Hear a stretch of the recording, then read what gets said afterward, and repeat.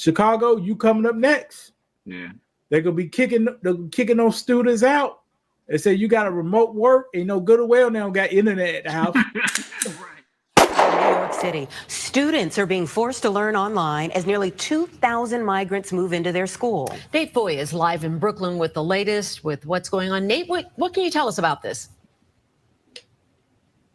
Well, good morning. I can tell you that a couple state assemblymen and concerned parents just spoke moments ago, and they are very upset that the students at this school, 3,600 students, are learning remotely today because of those nearly 2,000 migrants that moved in last night at the city's direction. Those migrants, because the weather is a bit better today than it was last night, have since been moved back to their tent facility. That happened at 4:30 this morning, but the impact continues for the students today. They're learning remotely. All sports practices have been canceled, and we just heard from concerned parents saying that some teachers aren't even showing up for the remote learning sessions. So they say that this really is not a situation that they're comfortable with. But take a look at this video as you see those 2,000 migrants arrive here last night. Again, it was because of bad weather threatening their nearby tent facility.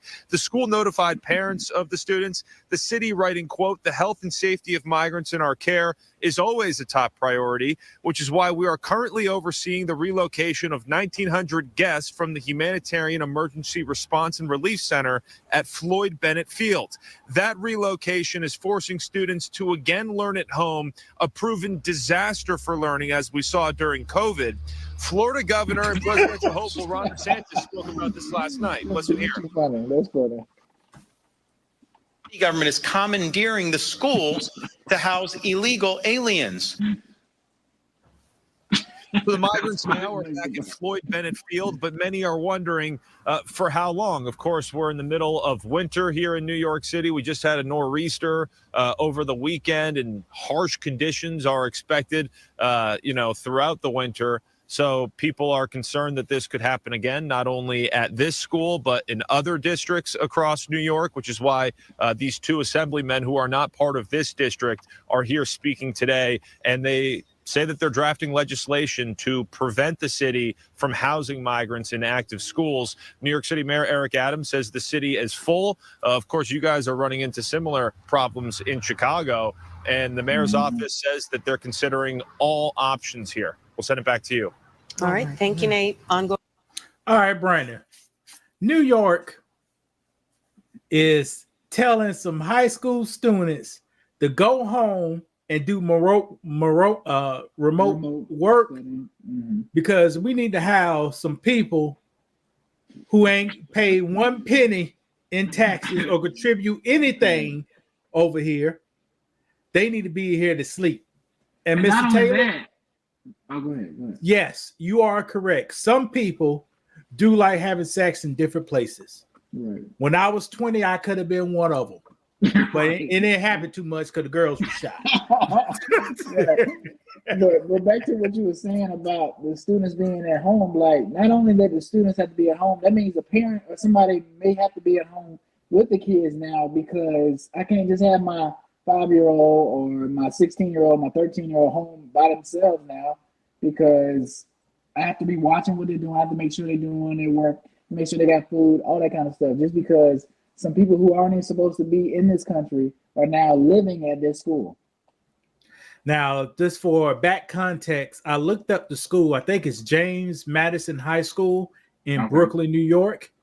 The minority is 53% minority, and 73% of students are economic disadvantaged. Okay, so like I said, most of our stuff, when these migrants come in, they bust them into the poorest part of the city. That's usually going to be minority. In this case, it's mostly Asians, Hispanics, then Black. But the Asian. But is New York by the border where they're coming in? No, it's not. So why are you gonna? As soon as you get them on the bus, go ahead and bus them right back to where they came from. That's why I do. Right. I'm not gonna bus you. I'm wasting gas taking you all the way, gas and money, taking you all the way to New York to put these students outside of their school so you can live. Meanwhile, there's homeless people sleeping outside who probably paid, worked in this country, paid taxes, and they can't even find somewhere to live and stay and barely getting stuff to eat. But we're taking care of these people. I don't get why. You know, I kind of understand why. You know, like I said, remember I told you about the Utah game I had. I'm not gonna say they're immigrants, but people of Mexican descent probably cleaning up after the Jazz game was over in Utah. And it's like people, this country wants cheap labor, and I think they want illegal labor. Yes, this country needs cheap labor to build these houses. Like, if Brent, I have you would say I'm a shop teacher background. All right. Okay, I got you. So houses hasn't been built well since the early 90s. Okay. When all these people coming up here, by the way, I agree. Mm-hmm. They're coming up here. They say they're hard working, but the quality is not there, It's Brandon. not there, right? Right. You did a walkthrough of my house, right? Yeah. It was some minor things. Like I said, when we did a walkthrough, we saw some imperfections, and you can't catch everything, but it's not perfect, right? It's some things they cutting corners, trying to rush and throw these houses up so they can get them sold, right? Correct. And they building so many high-priced houses. They gotta hire this how it works. This is what the wonderful plumber man told me a few years ago. Mm-hmm. He said on these track houses means cookie cutter houses. They just build them all the same. Okay. On these track houses, these companies, the company that built this house right here, like the biggest one in America, they want you to rebid every few months. So if you say I could do a plumbing job for $5,000 for each house, in a couple of months they could say you're gonna need to rebid because they want to keep the cheapest price. Okay, I got you. So if they have people rebidding to build more and more houses, they gonna get most of these guys ain't certified, don't have no training, don't have no experience, but they gonna put your house together. Right, for sure. And like I say, we just take it We just go with it. Like they're building a house, they looks like they know what they're doing, right?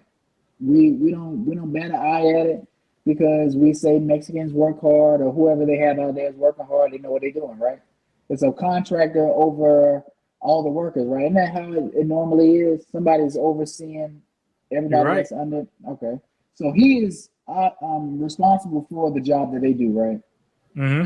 But is anybody really checking? Like, I know they do an inspection that, like, they build a little bit. Okay, go ahead. Tell me about it. The place I'm at, the house was built. They put the plumbing in. No, the plumbing wasn't in yet, but it was already got checked off as expected. Right. But it wasn't the plumbing wasn't in the house yet. You go in the basement where they left. The basement basin, the little with the basement pump where it collects the water in the basement. I got you. That full of Corona bottles and piss. You know, I had to clean that out. A few months after the they put together, the quality, every nail, every screw or nail in the drywall was popping back out.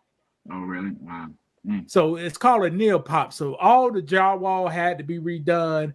There's a bunch of, leak in the ceiling. Over and they just cutting corners.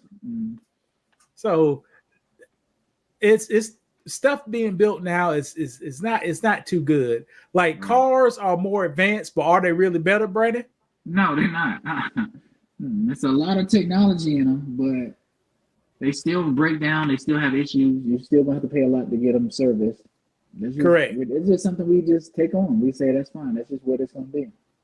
Now cars has got more horsepower and more fuel efficient, but that's about it.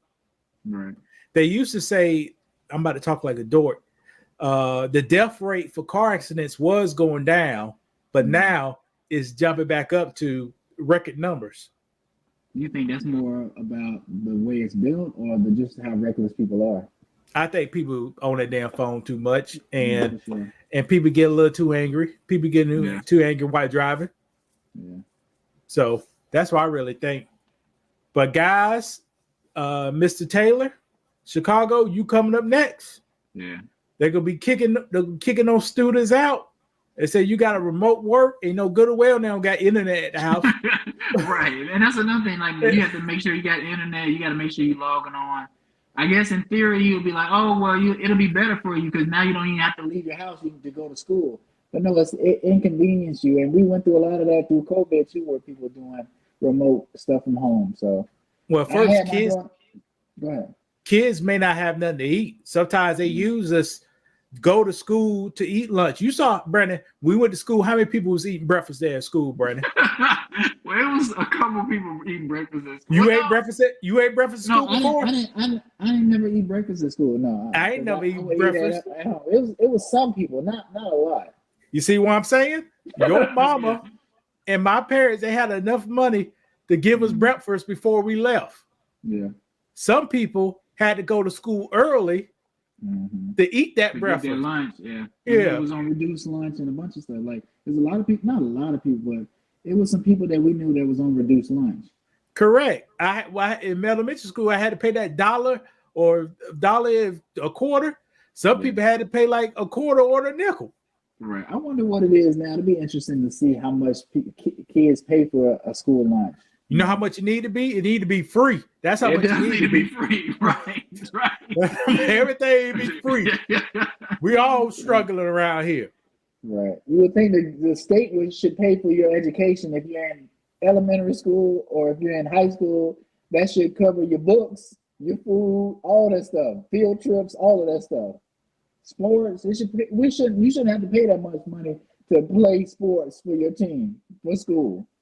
That is correct, especially if you making money for the school by playing. There are a lot of issues that's facing the Black community, from relationships between mother and father and the failure of passing down standards, integrity, and duty, from the lack of education or the debt load from higher education. Go to school, they say, but no opportunity on graduation day. From incarceration to low-skill occupation that marches in gentrification. Well, the time has come. It's time for a change. My book, From Zero to 200K, will outline the steps I use to change my social and economical status. Learn the steps I took to lower my expenses. Learn the steps I took to increase my income.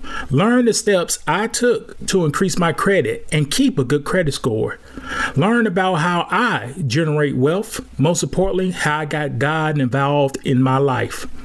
By the time you finish this book, you'll be ready to control your finances with a renewed vigor, knowing that you can accomplish your goals if you apply yourself and make good decisions over the long term. From 0 to 200K with faith, relationships, strippers, jobs, college, hustles, and heartbreak taught me about finance. It's a must read for every Black person in America. Hit the link below and let's get to work.